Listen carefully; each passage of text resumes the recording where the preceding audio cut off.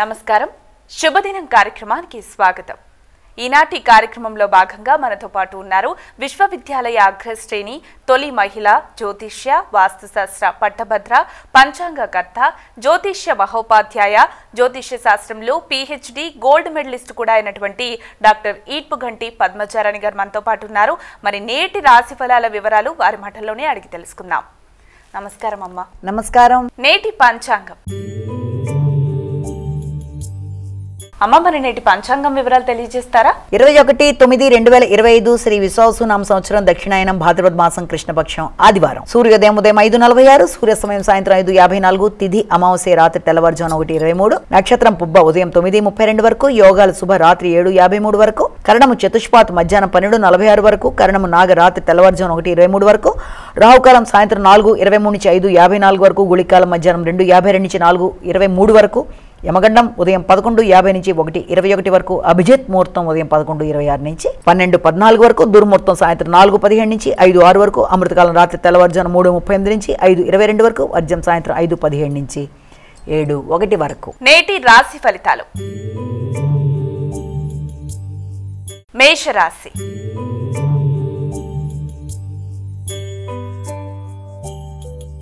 అమ్మ, మొదటి రాశి అయినటువంటి మేషరాశి వారికి ఈరోజు ఎలా ఉండబోతోంది? మేషరాశి వారి విషయాన్ని తీసుకున్నట్లయితే మానసికంగా ప్రశాంతత కొంతవరకు తక్కువగా ఉండే అవకాశం అనేది ఉంది। వచ్చిన ఆలోచన పదే పదే రావడం, స్థిమితం తక్కువగా ఉండడం, స్థిర నిర్ణయాలు తీసుకోవడంలో కొంచెం ఆలోచనలు అటు ఇటు అయ్యే అవకాశాలు లాంటివి ఉండడం, అలాగే విద్యార్థులకు విద్యా సంబంధమైన విషయాల మీద ఎక్కువ శాతం కాన్సన్ట్రేషన్ లేకపోవడం, ఇలాంటివన్నీ ఉన్నప్పటికీ కూడా ఆధ్యాత్మికత, ఉపాసన మొదలైన వాటి మీద దృష్టి కేటాయించే వాళ్ళకి చాలా అనుకూలమైన సమయంగా కూడా చెప్పచ్చు। ఎక్కువ శాతం దృష్టి కేటాయిస్తారు, ఆధ్యాత్మిక ఆలోచనలు అధికంగా ఉంటాయి। ముఖ్యంగా సంతాన వర్గంతో వీలైనంత వరకు మీ యొక్క ఆలోచనలు వారి యొక్క ఆలోచనల విషయంలో, అంటే ఇష్టపడిన వ్యక్తులతో కానీ, సంతాన వర్గంతో కానీ, పెట్టుబడి పెట్టిన ప్రదేశాల్లో కానీ వ్యక్తులతో విభేదాలకి అవకాశం ఇవ్వకుండా ముందుకు వెళ్ళినట్లయితే అనుకూలమైన ఫలితాలు పొందడానికి అవకాశం ఉంది। వృషభ రాశి।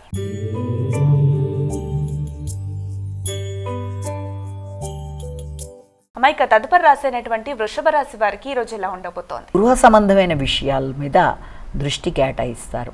గృహాన్ని అలంకరించుకోవడం, గృహం మీద ఎక్కువ శాతం దృష్టి కేటాయించడం, నూతన వస్తువుల కొనుగోలు కొరకు ప్రయత్నాలు చేయడం, లేదా గృహంలో వాతావరణం కొంత ప్రశాంతత తక్కువగా ఉండే పరిస్థితులు లాంటివి ఉన్న గృహ వాహన సంబంధమైన విషయాలు, వాటికి సంబంధించిన కీలక నిర్ణయాలు, వాటి కొరకు పెట్టుబడులు, వాటి కొరకు లోన్లు తీసుకోవడం మొదలైన విషయాలు, వాటి గురించిన చర్చలు, కొత్త విధానంలో గృహాన్ని అలంకరించుకోవడానికి ప్రయత్నాలు చేస్తారు। మిథున రాశి।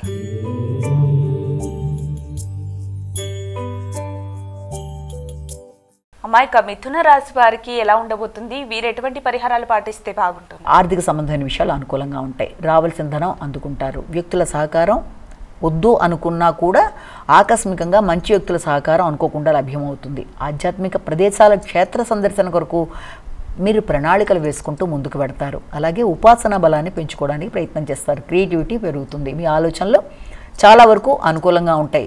గృహ సంబంధమైన విషయాలతో పాటుగా షాపింగ్ మొదలైన వాటి మీద ఎక్కువ శాతం దృష్టి కేటాయిస్తారు। కర్కాటక రాశి।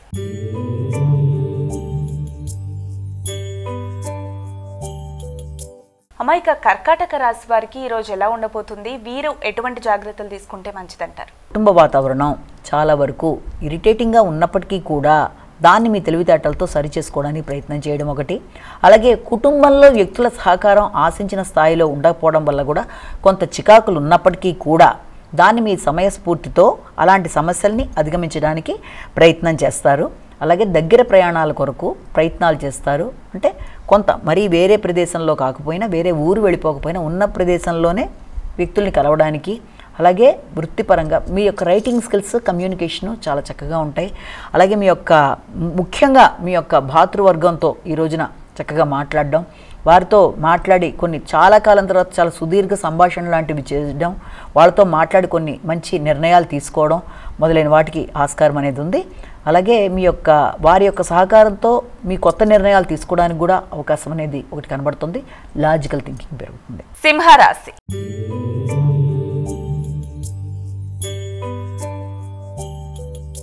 అమ్మాయిక సింహరాశి వారికి ఈరోజు ఎలా ఉండబోతుంది? వీరు ఎటువంటి జాగ్రత్తలు పాటించాలి? సింహరాశి వాళ్ళకి ఈ రోజున ముఖ్యమైన విషయాలలో మీకు ఆ అశ్రద్ధ చేయడం బట్టి అవకాశాలు కోల్పోయే అవకాశం అనేది ఒకటి. రెండోది ఏంటంటే ప్రెషర్ అనేది, అంటే ఎక్కువ ఒత్తిడి అనేది అధికంగా ఉంటుంది. శ్రమ, సమయానికి నిద్ర లేకపోవడం, తర్వాత ఎక్కువ పనులు చేసుకోవడం, అంటే ఆ గృహ సంబంధమైన విషయాల్లో కావచ్చు, లేకపోతే మీ యొక్క కుటుంబ సభ్యుల్లో, మీ యొక్క కుటుంబంలో మీ యొక్క తోబుట్టువులకు సంబంధించిన విషయాల్లో వారి సహకారము, లేకపోతే ఏదైనా ఒక ముఖ్యమైన కార్యక్రమానికి దాని కొరకు మీరు ఎక్కువ శ్రమ పడడం మొదలైన వాటికి ఆస్కారం ఉంది. అలాగే వ్యక్తుల యొక్క సహకారంతో పాటుగా దగ్గర ప్రయాణాలకి అవకాశం ఉంటుంది.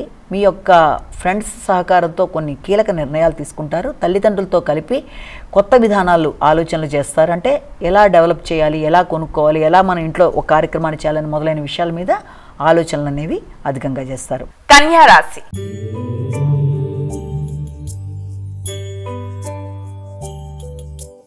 ఇక తదుపరి రాశి అయినటువంటి కన్యా రాశి వారికి ఈ రోజు ఎలా ఉండబోతోంది? కన్యా రాశి వాళ్ళ ఆలోచనలు, వాళ్ళకి వ్యక్తిగత నిర్ణయాలు చాలా అధికంగా ఉంటాయి. న్యాయకత్వ లక్షణాలు పెరుగుతాయి. తర్వాత సమయస్ఫూర్తిగా వ్యవహరిస్తారు. కొత్త ఆలోచనలు చేస్తారు. రావలసిన ధనం సమయానికి అందడం, దాన్ని అదేవిధంగా అధిక శాతం ఖర్చులు పెట్టుకోవడానికి కూడా అవకాశం అనేది అధికంగా కనబడుతోంది.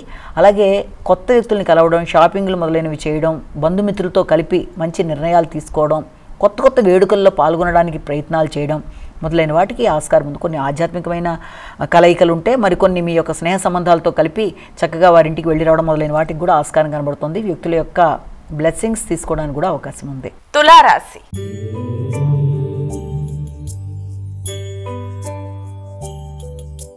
ఇక తులారాశి వారికి ఈ రోజు ఎలా ఉండబోతోంది? ఎమోషన్స్ అనేవి చాలా అధికంగా ఉంటాయి. అంటే ఉద్వేగాలని నియంత్రించుకుంటూ ముందుకెళ్ళడానికి ప్రయత్నం చేయాలి. రావాల్సిన ధనం సమయానికి చేతికి అందుతుంది. వృత్తిపరమైన విషయాల్లో ఎడిషనల్గా మీకు రావాల్సిన ధనం ఏదైనా ఉంటే అది సమయానికి అందడం, కుటుంబ సభ్యులతో ఆనందంగా గడపడం, ఆరోగ్యపరమైన విషయాలు అనుకూలంగా ఉండడం, వ్యక్తిగత ఆకర్షణ పెరగడం, మీకు ఎక్కువ ఆధ్యాత్మిక ఆలోచనలు రావడం, అలాంటి వ్యక్తులతో కలయిక మొదలైనవన్నీ, మానసిక ప్రశాంతత అనుకూలంగా ఉండడం మొదలైనవి అనుకూలంగా కనబడుతున్నాయి. వృశ్చిక రాశి.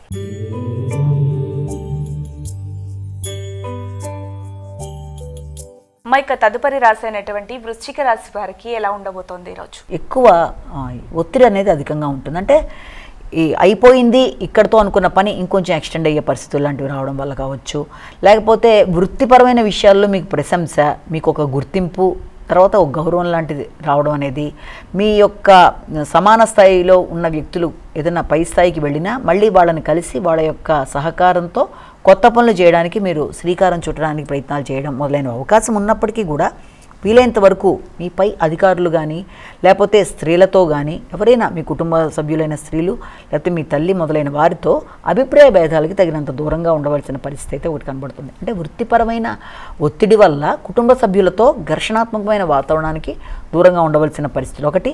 అలాగే కుటుంబంలో స్త్రీలతో అపార్థాలకి దూరంగా ఉండడం, అంటే అనుకున్న పని అనుకున్న సమయంలో కాకపోవడం వల్ల కూడా ఒత్తిడి వల్ల కొంత ఘర్షణాత్మకమైన వాతావరణం, ఇలాంటి వాటన్నిటికీ దూరంగా ఉండడం మంచిది. ధనస్సు రాశి.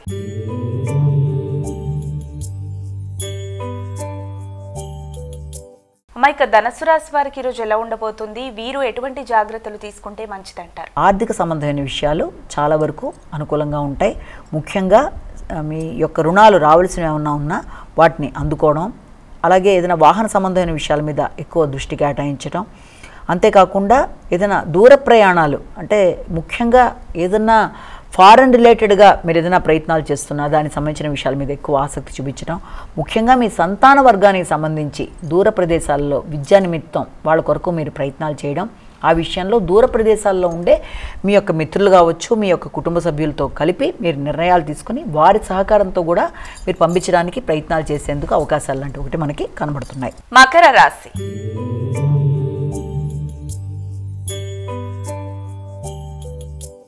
ఇక తదుపరి రాశి అయినటువంటి మకర రాశి వారికి రోజు ఎలా ఉండబోతోంది? మకర రాశి వాళ్ళకి ముఖ్యమైన విషయాల్లో తొందరపాటు నిర్ణయాలు పనికిరావు. ఆరోగ్య విషయంలో తగిన విధంగా శ్రద్ధ తీసుకోవాలి. ముఖ్యమైన విషయాల్లో వాయిదా పడుతుంటే కొంత ఘర్షణ అనేది అధికంగా ఉంటుంది కాబట్టి మానసిక ఒత్తిడిని అధిగమించాలి. ఆకస్మికమైన ప్రయాణాలకు అవకాశం అనేది ఒకటి కనబడుతుంది. ముఖ్యంగా ఇన్లాస్, అంటే మీ యొక్క భాగస్వామి తరపు బంధువులతో అభిప్రాయ భేదాలకి దూరంగా ఉండాలి.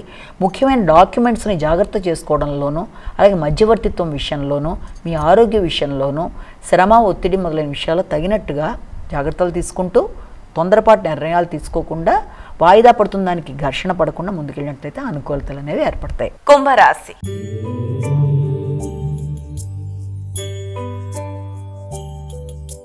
అమాయక కుంభరాశి వారికి ఈరోజు ఎలా ఉండబోతోంది? వీరు ఎటువంటి పరిహారాలు పాటిస్తే మంచిదంటారు? పోటీతత్వం అనేది అధికంగా ఉంటుంది.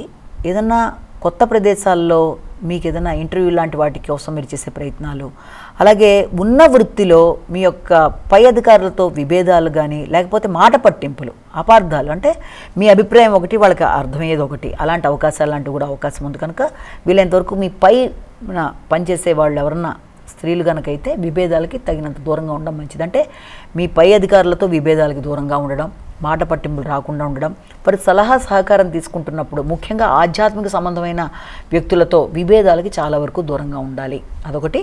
అలాగే మీ యొక్క కుటుంబంలో స్త్రీలతో కానీ, లేకపోతే మీరు వృత్తి చేస్తున్న ప్రదేశంలో స్త్రీలతో కానీ వారితో కూడా అభిప్రాయ భేదాలు రాకుండా తగిన విధంగా గౌరవంగా చూస్తూ మీరు ఇది చేయాలి. అలాగే వృత్తికి సంబంధించిన విషయాల్లో కూడా అపార్థాలకి కారణం కాకుండా తగినట్టుగా ఉండాలి. అలాగే నాయకత్వ లక్షణాలు పెరగడం అనేది, నిర్ణయాలు తీసుకోవడంలో మీరు తీసుకునే నిర్ణయాలు ఇతరులకు అది మీ ఆత్మవిశ్వాసం ఇతరులకి ఇంకొక రకంగా అనిపించే అవకాశం ఉంది. కనుక వీలైనంతవరకు పొలైట్గా ఆలోచిస్తూ ముందుకు వెడితే సమస్యలను అధిగమించడం అనేది కష్టం కాదు. అలాగే అన్నిటికంటే ముఖ్యంగా ఏంటంటే ముఖ్యమైన విషయాలు వాయిదా పడడం వల్ల కూడా కొంత ఘర్షణగా ఉంటుంది.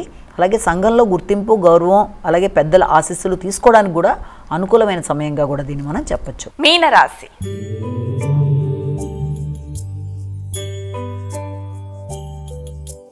అమ్మా, ఇక చివరగా మీనరాశి వారికి ఈరోజు ఎలా ఉండబోతుంది? వీరు ఎటువంటి జాగ్రత్తలు పాటించాలి, ఎటువంటి పరిహారాలు పాటిస్తే మంచిదంటారు? బంధువు వర్గంతో మీరు మాట్లాడేటప్పుడు కానీ, బంధువర్గాన్ని కలవడానికి చేసే ప్రయత్నాల్లో కానీ తగిన విధంగా మీరు ముందుకు వెళ్తే అది అనుకూలంగా ఉంటుంది. అలాగే ఏదైనా ముఖ్యంగా బంధువులతో రోగనిరోధక శక్తిని పెంచుకునే విధంగా ముందుకు వెళ్ళాలి. ఆల్రెడీ మీకు ఏదైనా ఉండే రుణాలు లాంటివి ఉంటే వాటిని తీర్చేసుకోవడానికి ప్రయత్నం చేయాలి. అలాగే చిన్నదే కదా అని అనారోగ్యాన్ని నిర్లక్ష్యం చేయకుండా తగిన విధంగా జాగ్రత్తలు తీసుకోవాలి. ముఖ్యంగా మీ బంధువర్గంలో ఉండే స్త్రీలతో కావచ్చు, మీ బంధువులతో కావచ్చు, ఎవరితోనైనా సరే వాదోపవాదాలకు తగిన విధంగా దూరంగా ఉంటూ ముందుకు పెడితే అది చాలా వరకు అనుకూలంగా ఉంటుంది. అలాగే ఆర్థిక సంబంధమైన విషయాల్లో, వాహనాలకు సంబంధించిన విషయాల్లో, వాహనాలు నడిపేటప్పుడు వాహనాలు కొనుగోలు విషయం, వాటన్నిటి విషయంలో కూడా తగిన విధంగా ఆర్థిక విషయాలు, వాహనాలకు సంబంధించిన విషయాల్లో కూడా జాగ్రత్తగా ఉంటూ ముందుకు వెళ్ళినట్లయితే చిన్న చిన్న సమస్యలను అధిగమించడం అనేది పెద్ద కష్టంగా అనిపించదు. అమ్మాయిక ద్వాదశ రాశుల వారందరూ కూడా పాటించడానికి వీలుగా ఉన్నటువంటి పరిహారం ఏదైనా తెలియజేస్తారా? 12 రాశుల వారికి కూడా ఈ రోజున ప్రతి వ్యక్తి తమ తమ వ్యక్తిగత దైవాన్ని ప్రార్థించుకుంటూ ముందుకు వెళ్ళే ఒక విధానం అయితే, దాంతోపాటుగా మీ సమయము, ఆసక్తి అన్నీ కూడా మెండుగా ఉన్నట్లయితే తప్పనిసరిగా ఈ రోజున ఆదిత్యుడు అంటే మనకి సూర్యభగవానుడికి సంబంధించిన శ్లోకాలు కానీ, సూర్యనారాయణ స్వామికి మనం ఏదైనా ఆయన సంబంధించిన అష్టోత్తరాలు, శతనామావళి వినడం, ముఖ్యంగా ఆదిత్య హృదయం చేసుకోగలిగిన వాళ్ళు చేసుకోవడం, వినగలిగిన వాళ్ళు వినడం, ఇవన్నీ కూడా చాలా చాలా చాలా మంచి ఫలితాలు ఇస్తాయి. కనుక ఆరోగ్యం ఆరోగ్య కారకుడే ఆయన కనుక మనం ఆయన్ని ఈ రోజున విశేషించి మనం ఆయనకి సంబంధించిన శ్లోకాలు లేకపోతే అరుణం లాంటివి వినడం, లేకపోతే చేసుకోగలిగితే ఆదిత్య హృదయం చేసుకోవడం, అలాగే నవగ్రహ దేవాలయాలు వెళ్ళగలిగితే వెళ్ళడం, లేకపోతే ఇది చేసుకున్నా ఏదైనా సరే మీకు చాలా చాలా చక్కటి అనుకూలంగా ఆరోగ్యపరంగా అభివృద్ధికి, శ్రేయస్సుకి అన్ని విధాలుగా బాగుంటుందని మనం ఇక్కడ అర్థం చేసుకోవాలి. నేటి వైశిష్ట్యం అమ్మ, మరి ప్రతిరోజు ఆ రోజు యొక్క విశిష్టత గురించి చాలా చక్కగా చాలా వివరంగా తెలియజేస్తారు. మరి నేటి విశిష్టత ఏంటి? ఈ రోజున విశిష్టత ఏంటంటే మనందరికీ కూడా చాలా చాలా చాలా ముఖ్యంగా మొత్తం తెలంగాణ రాష్ట్రం అంతా ఎంతో ఆసక్తిగా ఆడపిల్లలు, స్త్రీలు అందరూ ఎదురు చూసే చాలా చాలా ముఖ్యమైన బతుకమ్మ పండుగ. ఎందుకంటే ఇది చాలా చాలా చాలా విశిష్టమైన పండుగగా ఈ బతుకమ్మ పండుగ ప్రారంభంగా చెప్తారు ఇది. ఎందుకంటే ఈ రోజున మనకి అమావాస్య, అది కూడా అంటే భాద్రపద మాసంలో వచ్చే అమావాస్య నాడు పితృమావాస్య అంటాం. ఆ రోజున ఈ యొక్క బతుకమ్మ అనేది స్టార్ట్ చేసుకుంటారనమాట. ఇది 9 రోజుల దీని పూల పండుగ. ఈ యొక్క తెలంగాణ సాంస్కృతిక సాంప్రదాయ చిహ్నంగా, రాష్ట్ర పండుగగా చాలా చాలా విశేషాలు ఉన్న పండుగగా దీన్ని చెప్పుకుంటారు. ఎందుకంటే ఇది వీళ్ళకి మాత్రం మనకి మాత్రమే పరిమితమైన పండుగగా దీన్ని ఎందుకు చెప్తారు అంటే, ఇది ఒక రాష్ట్ర పండుగ. దీనికి మామూలుగా కూడా గవర్నమెంట్ హాలిడేగా కూడా డిక్లేర్ చేసి, అంటే స్టేట్ ఏర్పడిన తర్వాత అంత ఇంపార్టెన్స్ ఇచ్చారు. అంత గొప్ప పండగ అంటే ఎన్నో సంవత్సరాల క్రితం నుంచి కూడా దీన్ని చేసుకుంటూ ఈ పండగని పూల పండగ ప్రసిద్ధి చెంది, మామూలుగా సెప్టెంబర్, అక్టోబర్ వచ్చిందంటేనే అందరూ కూడా పిల్లలందరికీ కూడా దసరా సెలవులు అని ఇలా చూస్తూ ఉంటారు. ఈ యొక్క సెప్టెంబర్, అక్టోబర్లో ప్రధానంగా వచ్చే 2 పండగల్లో ప్యారలల్గా ఓ పక్కన మన బతుకమ్మ పండుగ, ఈ పక్కన దసరా పండుగ. ఇది మనకి పితృమౌసి నాడు స్టార్ట్ అయ్యి ఎంగిలి పూల బతుకమ్మతో మొదలై 9 రోజులు దుర్గాష్టమి దాకా అది సాగి తర్వాత సద్దుల బతుకమ్మతో కంప్లీట్ అవుతుంది.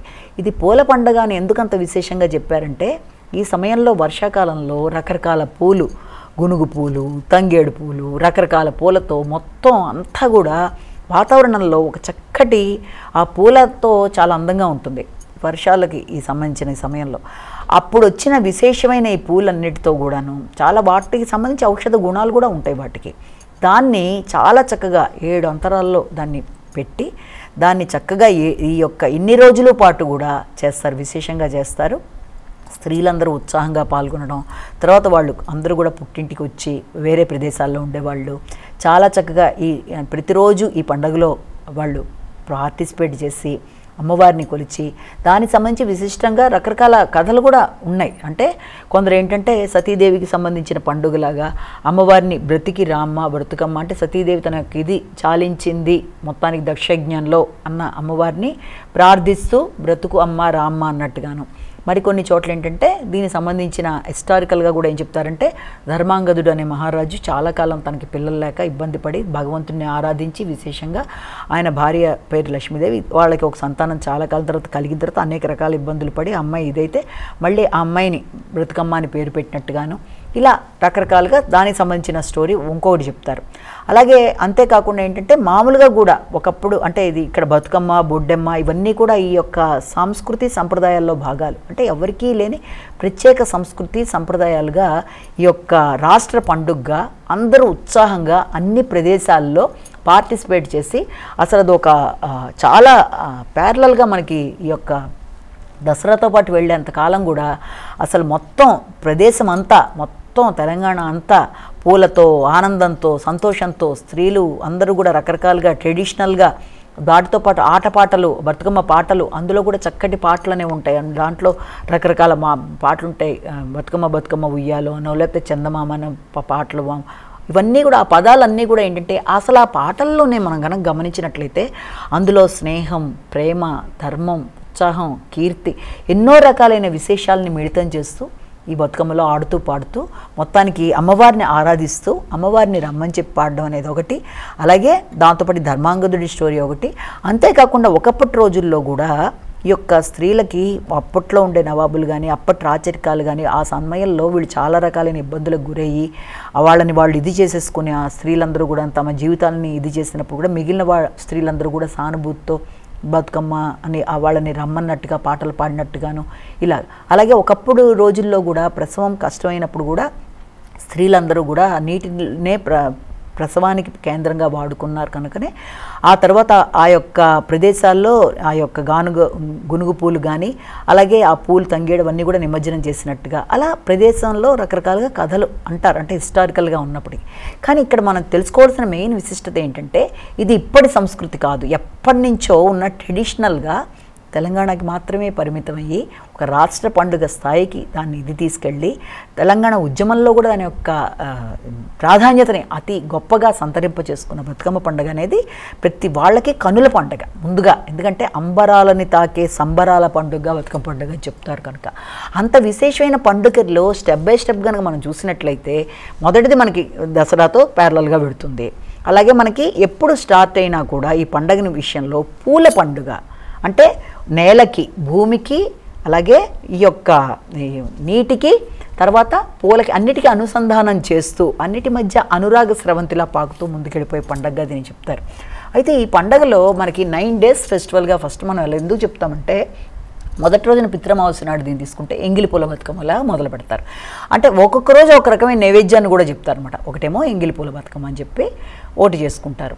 ఆ తర్వాత ఆ రోజున ఏంటంటే నూకలు లాంటివి దంచిన బియ్యం లాంటివి అలాంటి వాటన్నిటిని కూడా దాంట్లో ఇది చేసుకుంటారనమాట. మొదటి రోజున ఎంగిలి పూల బతుకమ్మ అని చెప్పి అలా స్టెప్ బై స్టెప్ తీసుకుంటూ వెళ్ళినప్పుడు మరొక రోజు వచ్చేటప్పటికి అటుకుల బతుకమ్మని తర్వాత అట్ల బతుకమ్మలాగా తర్వాత ఇంకొకటి వచ్చేటప్పటికి ఏంటంటే ఈ యొక్క అలిగిన బతుకమ్మని అంటే 9 పేర్లు డిఫరెంట్గా ఉంటాయి అవన్నీ కూడా. అంటే మొదటిదేమో ఎంగిలిపూల బతుకమ్మ, తర్వాత వచ్చేటప్పుడేమో అటుకుల బతుకమ్మ, తర్వాత ఏమో నానబియ్యం బతుకమ్మ, అట్ల బతుకమ్మ, తర్వాత అలిగిన బతుకమ్మ, తర్వాత వేపకాయల బతుకమ్మ, తర్వాత వచ్చేటప్పటికి వెన్నముద్దల బతుకమ్మ, ఇలా రకరకాల పేర్లతో లాస్ట్కి వచ్చేటప్పటికి మనకి సద్దుల బతుకమ్మ పేరుతో చేస్తారనమాట.